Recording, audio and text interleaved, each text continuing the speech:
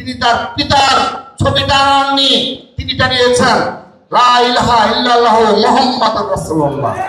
জাতির সামনে নিজেদের ভিন্ন গ্রহের ফেরেশতা হিসেবে উপস্থাপন করেছে। কিন্তু আমরা কি দেখলাম?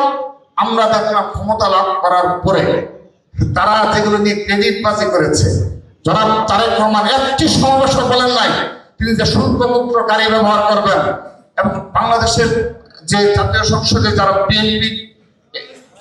এমপি নির্বাচিত হয়েছে আর কেউ শুল্কমুক্ত গাড়ি ব্যবহার করবে না এবং ফ্ল্যাট বরাদ্দ নেবে না, এই বিষয়গুলো তিনি নিয়ে কোনো ক্রেডিটবাজি করেন না, কিন্তু তা করে দেখিয়েছেন তিনি।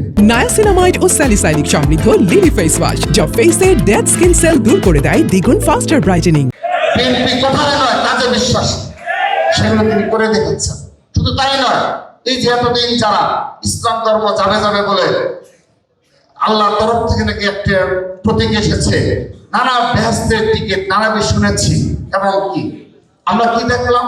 আমরা দেখলাম ক্ষমতা লাভের আল্লাহর রহমতে প্রথম দিন তিনি জাতির উদ্দেশ্যে ভাষণ দিয়েছেন, তার উপরে তিনি তার পিতার ছবি টানাননি, তিনি টানিয়েছেন লা ইলাহা ইল্লাল্লাহ মুহাম্মাদুর রাসূলুল্লাহ। কিন্তু তিনি এটি বলে নির্বাচনী প্রচারণায় ক্রেডিটবাজি করেননি, সাধারণ ধর্মকে বিক্রি করেননি তিনি, কিন্তু তিনি এটি হৃদয়ে লালন করেন।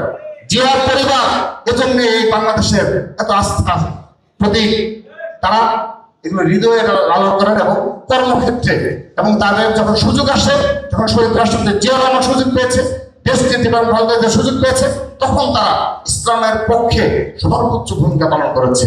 জনাব তারেক রহমান সেই ধারাবাহিকতা অব্যাহত রাখছেন।